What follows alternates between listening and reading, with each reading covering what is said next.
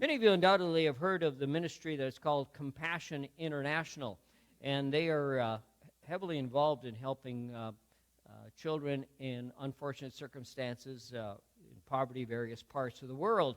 And the president of that ministry is a man by the name of Wess Stafford.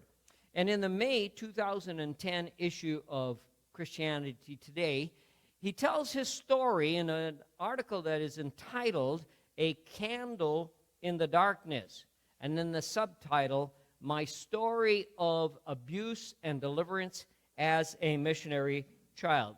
And in that he writes this story. In that story he writes this: "I received my calling, my purpose, my life's mission in my darkest and most painful moment in about 90 seconds at age 10.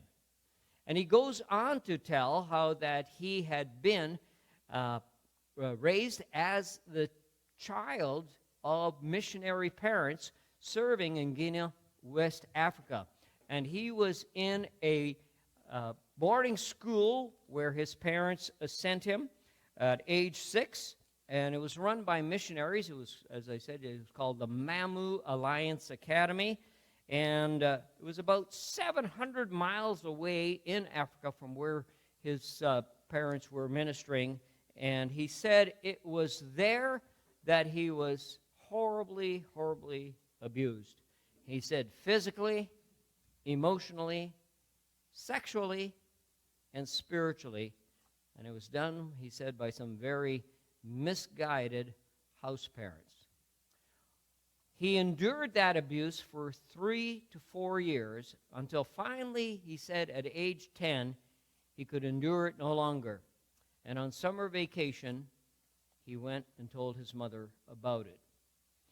He said as a result of that, word got back to the house parents in Africa. And when he returned to school that fall, the man had Wesley sit in a chair in the middle of the school's dining hall in front of his classmates. And the story goes this way. The moment involved a pink birthday candle, one that had been trimmed with a pocket knife at the blunt end so that it could burn from both directions. The wicks were lit by the man who had authority over me, the house parent of a boarding school of the children of missionaries in West Africa. And he threw me up on the chair and jammed the candle in my hand. "Children," he said, "you cannot serve both God and Satan. Wesley has tried.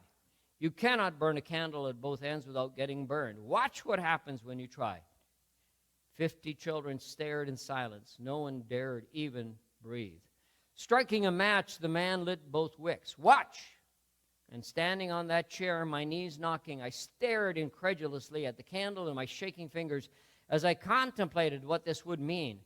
Beyond the two flames, I could see the faces of my friends, children who, like me, had been gathered up from villages and mission stations throughout West Africa. And now, standing on that chair with the candle gripped between my fingers, I was at my lowest, darkest moment. I cannot describe the cumulative hurt, rage, and hopelessness that welled up and wrecked my 10-year-old soul. At this man's hand, I had always lost. Plain and simple, he was bigger and stronger. He was a man, I was a boy. And he spoke angrily to the children, "This boy here is Satan's tool." He told, and the devil used him to destroy his parents' ministry, "There will be Africans in hell because of Wesley." Hearing those words, there arose in me a rage, a passion as I have never experienced before or have not since. I felt I could endure almost any treatment at his hands. I had for years, but the candle incident was different. Never had words cut so deeply. And as the flames licked closer to my skin, from deep within me arose a gust of strength I cannot fully explain to this day. I had a desperate thought. I could win this time. This time, the house parent had unwittingly put himself in a place where I could actually win if I could endure enough pain. I knew in my heart he was wrong. He was lying. And I could feel the evil and the injustice of it to the core of my soul. I was not Satan's tool. I was a little boy with a broken heart who had found his voice and cried out for rescue. So enough shame, enough abuse, enough lies. It had to stop somewhere, sometime. I made my decision. It stops now. I'm not letting go.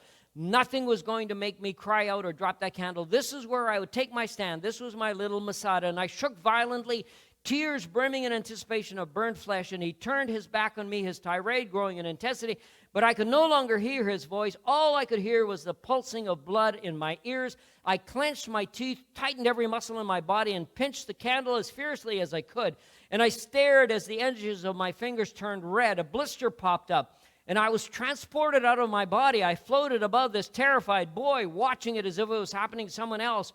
I saw a wisp of smoke rise up on either side of my fingers. I would not let go, and just then a child in the front row couldn't stand it any longer. He jumped up, slapped the candle out of my hand, and the children scattered in all directions. The meeting was over, but standing there alone in that chair, I received my calling. And my story is what has fueled my passion against injustice, my crusade against abuse, my fight against poverty. It is what drove me to Compassion International. And for 32 years, I have fought for little ones who have no voice and no choice. The passion that gripped me at age 10 still rages within me with every blow. And then finally, in telling my whole story, I have discovered the other side of life's tapestry. Where I once saw only knots and tangles, I now see the beautiful picture of God's grace, his deliberate orchestration in a life lovingly entrusted to me. Sure enough, he had heard every scream, felt every blow, wiped every tear as through the pain, and he crafted me into a tool he could use, redeemed for his glory. That's you. A tool crafted for God's glory that he can use. That's you.